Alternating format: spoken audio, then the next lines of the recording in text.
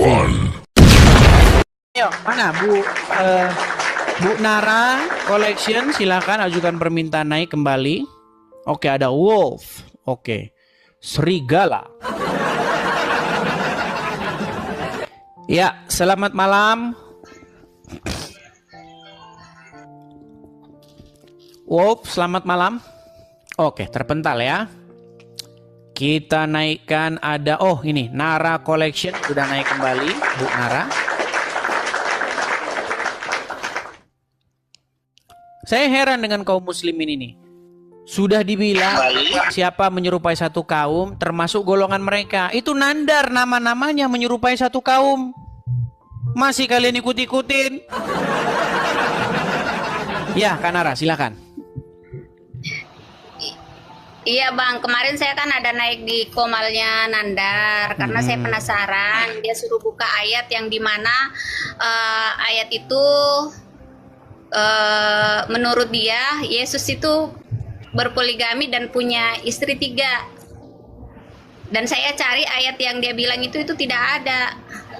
Tapi dia suruh kita mencari dongeng yang dia sekarang sendiri. Karena saya cari, bahkan saya penasaran buka komal, semua pada bilang nggak ada, mana ada.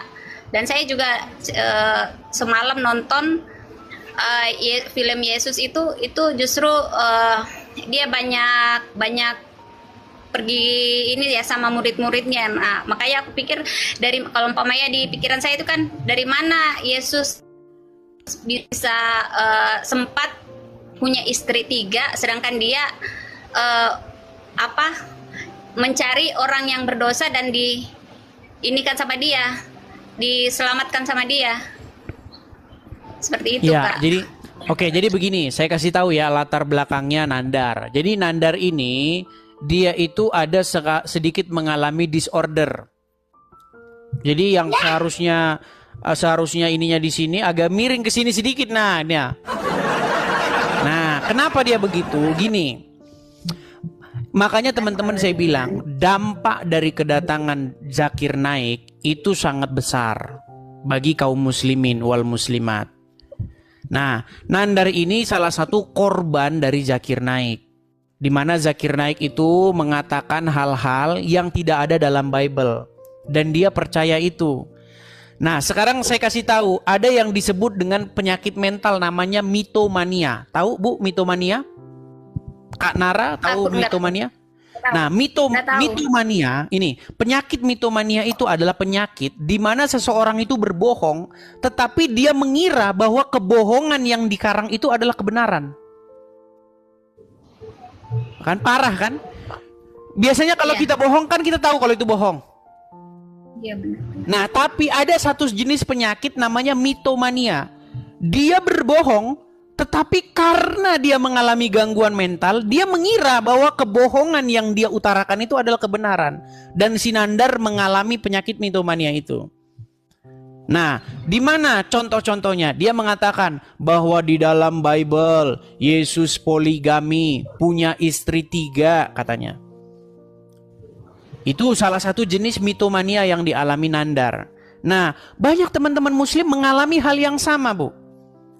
Contohnya apa? Mereka mengalami mitomania juga bahwa di dalam Bible Yesus tidak disalibkan, tetapi diserupakan. Banyak hal-hal yang lain. Seperti itu. Terus ini bagaimana ini Kak Edis? Kata Selina, dia udah ke Islam. Saya juga udah ke gereja ini, pergi belajar kemarin.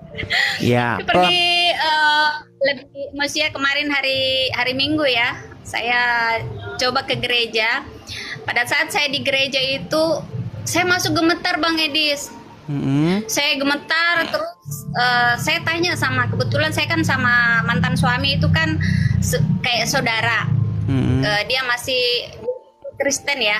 Saya sama dia dulu itu 16 tahun tapi saya tetap di agama saya Muslim.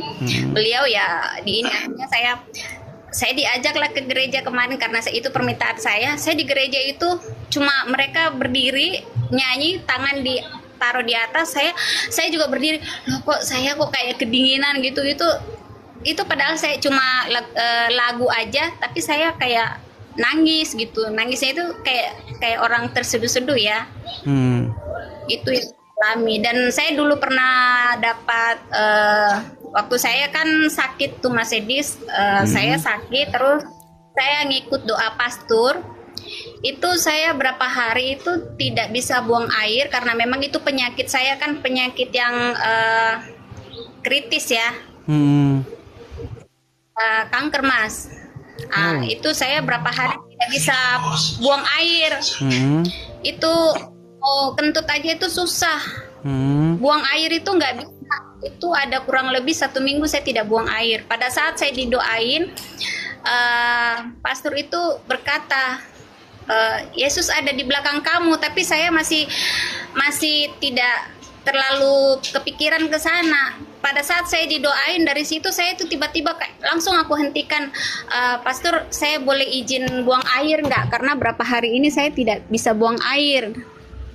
Itu yang saya alami, tapi saya masih artinya, pada saat saya Iya, makanya di dalam kekristenan itu kita itu percaya dengan yang namanya tanda bahwa kita tidak mempercayai suatu yang ngaku-ngaku. Contoh begini, banyak orang ngaku-ngaku saya Tuhan, banyak orang yang ngaku-ngaku saya nabi, tetapi mereka tidak punya tanda. Nah, di dalam kekristenan tandanya bahwa kita tidak mempercayai sesuatu yang dongeng-dongeng adalah mujizat itu. Ada kesembuhan. Ketika Yesus membangkitkan orang mati, menyembuhkan orang yang tuli, kemudian orang buta melihat, itu adalah sebuah sign, sebuah tanda bahwasanya apa yang dikatakan Yesus itu benar. Begitu. Kalau dalam Islam, nanti saya mau ngomong nanti dibilang penistaan. Muhammad sendiri tidak punya mujizat di dalam agama Islam itu. Iya, tapi ini aku mau sampaikan sama Bang Edis ya. Bang Edis buka acara seperti ini aku baru tahu ya kurang lebih 10 harian lah. Kayak gitu. Saya baru ikutin, terus setelah saya ikutin kok hati saya kayak jangan gitu ya. Sorry Mas. Hati saya kayak kok dengan adanya Bang Edis ngomong saya kayak pengen taunya tentang Tuhan Yesus gitu, tentang Yesus gitu kan. Iya, pertama-tama. Makanya saya pelajari terus. Iya. Makanya saya pelajari terus. Ternyata bukan cuma saya, Bang Edis yang pengen tahu. Ternyata ada beberapa Muslim yang DM saya, dia bilang, saya sebenarnya Bu, setelah saya dengar Bang Edis bicara itu dia juga ninggalin hijabnya, terus dia itu pengen masuk Kristen, tapi di sekelilingnya itu banyak Muslim termasuk saudaranya, orang tuanya, jadi dia tidak berani, makanya jalan satu-satunya dia lepas hijab. Banyak Bu, jadi yang DM saya juga banyak, Bang saya Muslim. Semenjak nonton channel Abang saya jadi penasaran begini-begini. Bagaimana caranya Bang supaya saya jadi orang Kristen? Banyak sekali. Nah, inilah tugas gereja supaya gereja mengambil tindakan terhadap orang-orang seperti ini, seperti itu. Dengan mengajarkan pengajaran yang benar, pengajaran yang sehat, Alkitabiah, ya kan? Diajari supaya menjadi manusia baru. Kalau dahulu sibuk dengan ritualisme, pakai ini namanya fisik, sekarang sibuk mendandani kerohanian bukan jasmania, begitu. Karena kalau saya lihat Bu, di dalam agama Islam yang penting jilbaban masuk surga. Nah, tapi kalau di dalam Kristen itu nggak seperti itu Bu. Di dalam Kristen itu bicara bagaimana menjadi manusia baru, bukan penampilan baru. Kalau dalam agama Muslim kan ya penampilan baru. Yang penting pakai jilbab. Karena di dalam agama Islam barang siapa yang mengucapkan syahadat, barang siapa mengucapkan kalimat syahadat masuk surga walaupun maling, walaupun berzina, kata Muhammad. Makanya kalau saya lihat Bu ya, dalam agama Islam itu memang berubahnya itu berubah penampilannya, tidak berubah hatinya. Tapi di dalam agama Kristen, bagaimana Tuhan itu melihat hati. Kalau dalam agama Islam, ya saya mohon maaf ini, kalau ngomong begini nanti takutnya Ibu Nara tersinggung. Saya kasih contoh ya Bu Nara ya. Nih, saya kasih contoh nih. Tidak. Saya naik ke sini tidak mungkin mau tersinggung lah. Nih, ini saya kasih contoh nih. Inilah orang Islam ketika mereka menghadap kepada Tuhannya, kakinya harus begini. Betul? Ini kakinya harus begini. Nah, makanya saya pernah mengajukan pertanyaan nih. Kenapa kaki harus begini? Kalau nggak begini katanya nggak sah sholatnya, nggak dilihat oleh Allah. Tidak, ini harus mengulang kembali. Nah, makanya saya bilang, kalau di dalam agama Kristen, manusia melihat apa yang dilihat oleh matanya, tetapi Tuhan melihat hati. Manusia melihat apa yang nampak, tetapi Tuhan melihat hati. Makanya di dalam ajaran agama Kristen, datang kepada Tuhan bukan soal kaki. Makanya saya bilang, Tuhan di dalam Bible melihat hati, Tuhan di dalam agama Islam melihat kaki. Saya pernah tanya nih kepada muslim, kenapa kakinya harus begini? Bukankah kita datang kepada Tuhan dengan membawa hati kita? Betul? Dengan membawa jiwa kita. Kalau orang muslim datang kepada Tuhannya sibuk cuci-cuci tangan. Iya kan? Tangannya yang dicuci. Kalau dalam agama Kristen nggak begitu. Bagaimana kita membawa hati kita yang baru, kehidupan kita yang baru. Jadi makanya kekristenan itu bicara soal kerohanian, sedangkan di dalam agama Islam bisa bicara soal kejasmanian. Begitu. Tapi ginilah, coba datangi gereja. Ya, ini saya mau tanyakan juga Bang Indis, kemarin juga Nandar ada komal sama temannya ya, katanya mahasiswi yang berhijab itu, yang pakai kacamata besar juga itu, katanya mahasiswi sih, tapi ditanya kenapa tidak boleh membunuh cicak, tapi dia tidak jawab. Alasannya seperti ini, padahal itu ada ceritanya, dan ceritanya itu saya sudah dapatkan, dan Ustadz juga ngomongnya ulama juga ngomongnya seperti itu, ada alasannya kenapa kita membunuh cicak. Cicak dibunuh satu kali itu sama halnya kita punya amal 100 kali. Itu saya udah dapat jawabannya. Cuma saya udah tanyakan itu, Bang. Yang saya tanyakan katanya Nabi Isa itu Nabi Isa bukan Yesus. Kalau Yesus, Nabi Isa itu bukan Yesus, tapi saya dapat kalau Nabi Isa itu adalah Nabi Isa itu Isa Al-Masih. Apa benar, apa kayak gimana sih ceritanya itu, Bang? Saya kurang ngerti, saya kurang paham. Ya, baik. Ya, saya juga sebenarnya ada diundang oleh satu keluarga untuk membahas khusus masalah Isa dan Yesus ini ya. Mungkin acaranya besok ya. Gini. Jadi Isa di dalam Quran itu merujuk kepada sosok anak Maria, dilahirkan oleh seorang perawan. Dan ada peristiwa tentang penyaliban, sekalipun yang disalibkan menurut agama Islam bukan Isa, tetapi yang diserupakan. Tapi itu pun debatable, ada yang bilang itu Isa betulan. Jadi muslim masih bingung. Sebenarnya itu ingin merujuk kepada satu sosok, yaitu Yesus. Nah, tetapi maaf beribu maaf, sosok Yesus yang digambarkan oleh Al-Quran itu tidak sesuai dengan Yesus yang sebenarnya. Begitu. Makanya kalau dalam versi bahasa sederhananya, sosok Isa yang digambarkan di dalam Al-Quran itu, menurut agama kami itu adalah Yesus yang lain. Begitu. Sekalipun ada dikatakan di dalam Al-Quran yang saya setuju dengan sosok Yesus, sosok Isa. Contohnya, masalah dia orang yang suci. Itu saya setuju. Quran mengatakan dia orang yang suci.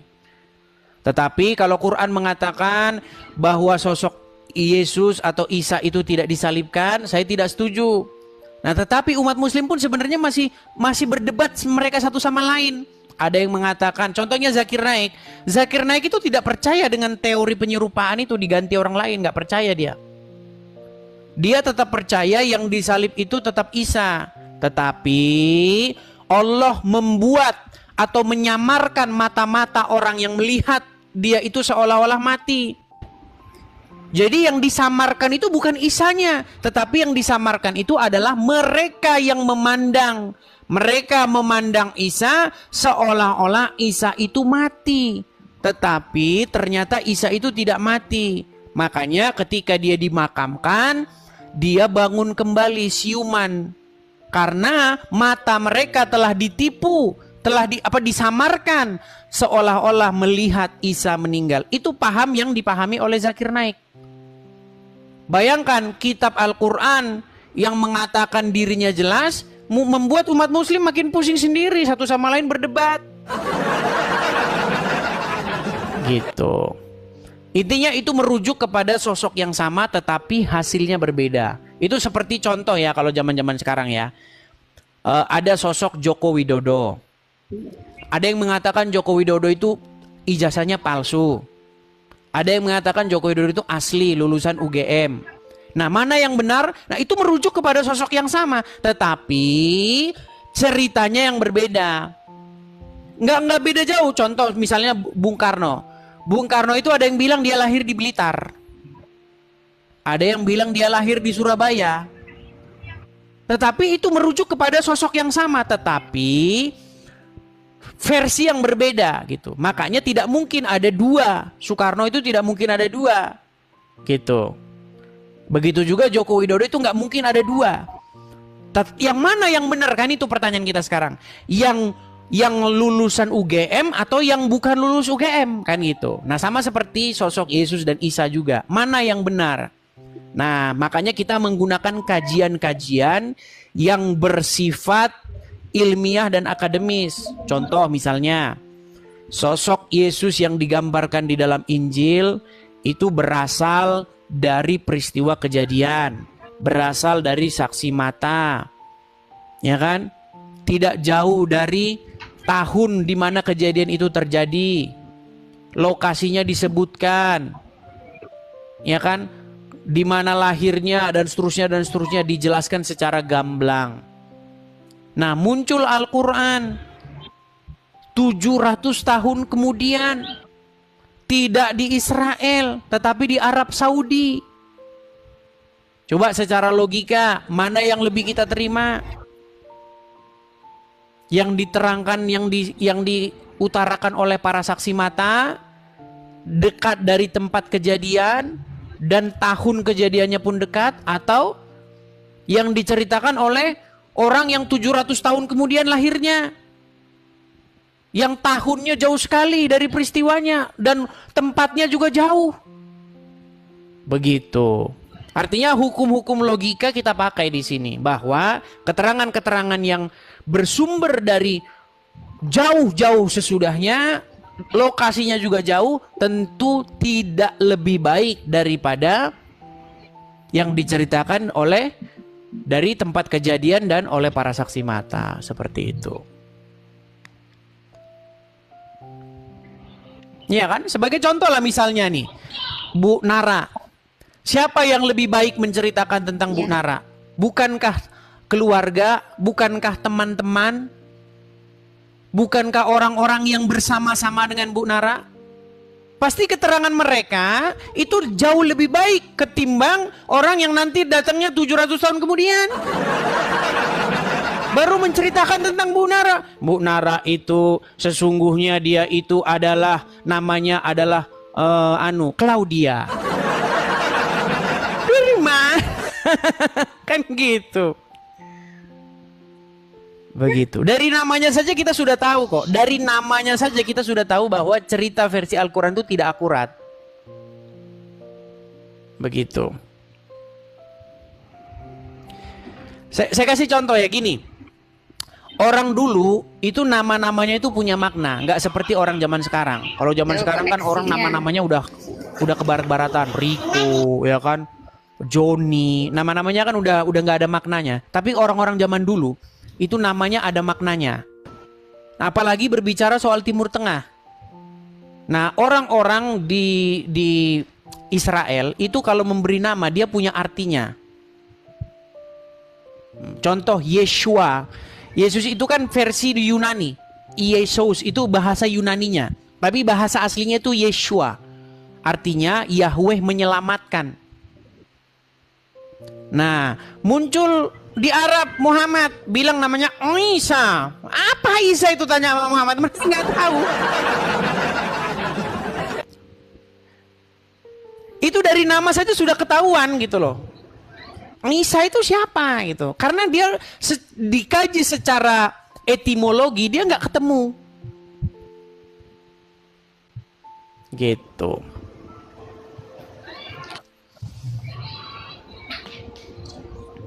Seperti itu, Bu Iya, Nara. sekarang Lina jadi muridnya. Gimana? Sekarang Lina tadi ada pasti naik nandar di roomnya, sampai aku juga ketawa karena dia sudah mengikutin logatnya abang kalau berdebat. Jadi saya pikir Lina sudah jadi murid abang juga. Ya, kalau saya sih saya tidak mau menyimpulkan seseorang ya. Kita tidak pernah tahu ya bagaimana. Tapi yang jelas tugas saya itu adalah menyampaikan bahwa Islam itu begini, Kristen itu begitu, begitu. Ya, kalau ada orang menyimpulkan bahwa begini dan begitu, saya berlepas diri. Yang jelas saya hanya menyampaikan sedemikianlah adanya Islam, sedemikianlah adanya Kristen. Kenapa saya menyampaikan itu? Karena banyak orang-orang Islam yang mengatakan tentang kekristenan secara tidak benar atau keliru. Contohnya adalah si Endang Sunandar yang menggunakan nama palsu Yonatan, Evangelis Yonatan. Dia bilang katanya Yesus poligami. Nah, masa saya sebagai Kristen saya diem aja dibilang-bilang Yesus poligami? Tapi bedanya, Kak Nara, orang Kristen nggak marah, nggak menggeruduk Sinandar. Mana ada orang Kristen geruduk rumahnya Nandar? Wah, penistaan agama kamu ya? Nggak ada. Nah, orang Kristen hebatnya kayak begitu. Argumen, pendapat, atau hayalan dibantah dengan argumen. Nah, orang Islam beda. Argumen dibantah dengan massa. Persekusi. Itu. Seperti itu, Bu Nara. Mungkin ada pertanyaan lain, Bu Nara? Iya. Itu dulu. Itu aja sih Abang. Terima kasih sudah. Oke. Lain kali kalau ketemu Nandar. Oke. Gini Bu Nara. Lain kali kalau ketemu Nandar, bilang begini. Kenapa kamu menggunakan nama Yonatan? Ya, nanti dia jawab apa. Bukankah ada di dalam sebuah hadis, barang siapa yang menyerupai suatu kaum, maka dia termasuk golongan kaum tersebut. Bukankah namanya menyerupai nama orang-orang kafir, Yonatan? Nah, artinya dia telah menggunakan tipu muslihat untuk membuat orang, supaya orang menyangka bahwa dia seorang mu'alaf, supaya komal dia rame, supaya channel dia rame. Itu penipu ulung itu. Iya Bang. Seperti itu. Oke, begitu kan Nora ya? Iya. Selamat malam Abang. Selamat malam Kak Nora, selamat malam. Ya, seperti itu ya teman-teman ya. Jadi gitu, sekali lagi kepada teman-teman ya, kepada teman-teman Kristen sekalian ya, tugas saya di sini adalah menjawab dan mengcounter balik, karena selama ini kita jawab terus teman-teman. Mereka tanya kekristenan, mereka mencecar kita dan sebagainya, kita jawab terus. Dulu teman-teman, dulu saya itu sangat lembut kepada mereka teman-teman, lembut sekali saya, ya kan? Saya jawab. Cuma nampak saya lihat, oh ini kayaknya memang ini harus perlu modenya harus diganti ini. Tapi tidak salah juga. Saya tidak mengatakan bahwa apologet Kristen yang lembut, yang hanya menjawab, itu saya juga tidak mengatakan bahwa itu salah, enggak. Punya caranya masing-masing. Nah, cuman saya sudah ganti mode. Kalau dulu mode saya itu masih lembut, sekarang mode saya mode serangan balik, counter. Begitu. Kalau saya menjawab mereka udah bosan. Nah, sekarang saya mengcounter mereka. Modenya diganti. Begitu. Ya, jadi kepada teman-teman, kalau teman-teman baru pertama kali nonton Edis TV, baru pertama kali tahu, mungkin teman-teman akan mengira, "Bang, kenapa sih kok sibuk-sibuk bahas agama orang lain?" Begini teman-teman, karena banyak dari mereka itu memelintir, memfitnah